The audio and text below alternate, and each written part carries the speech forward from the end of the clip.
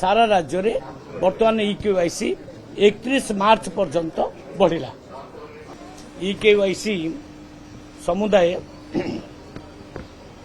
समुदाय परिवार होची 97,77,351 परिवार आमर खाद्य सुरक्षा योजना रे समस्ते समुदाय इनक्लूड है।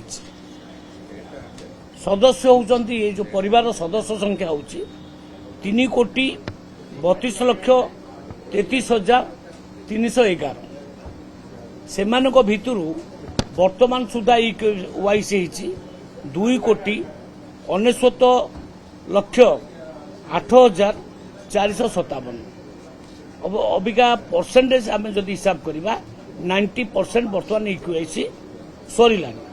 किंतु कथा होची कोन आमे फेब्रुआरी 15 लास्ट डेट रखिथिलु आज से डेट सरी जाउची किंतु मो पाखे रिपोर्ट आसी पहुंचला जे 341 आउ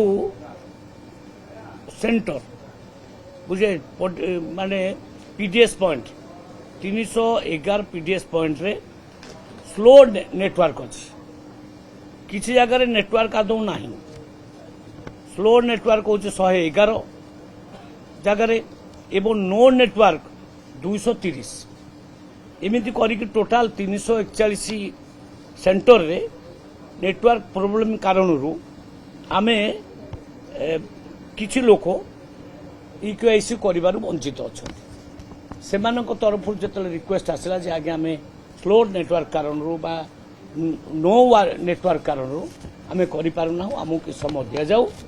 सरकार का विचार करिछि जे 31 मार्च पर्यंत इकेवाईसी चलिबो।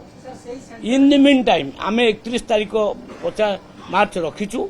इन द मीन टाइम आमे ए सब जगह मानकरे नेटवर्क प्रोब्लेम टा सॉल्व करछु।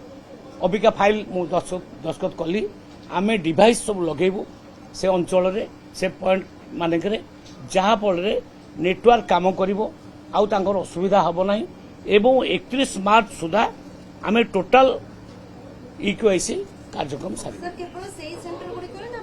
नहीं नहीं जो जगह प्रोब्लेम देखा आवश्यकता अच्छी आमे से जगह से डिवाइस सब लगेबू से डिवाइस लगेला परे स्पीडी हबो सेठी नेटवर्क टा एवं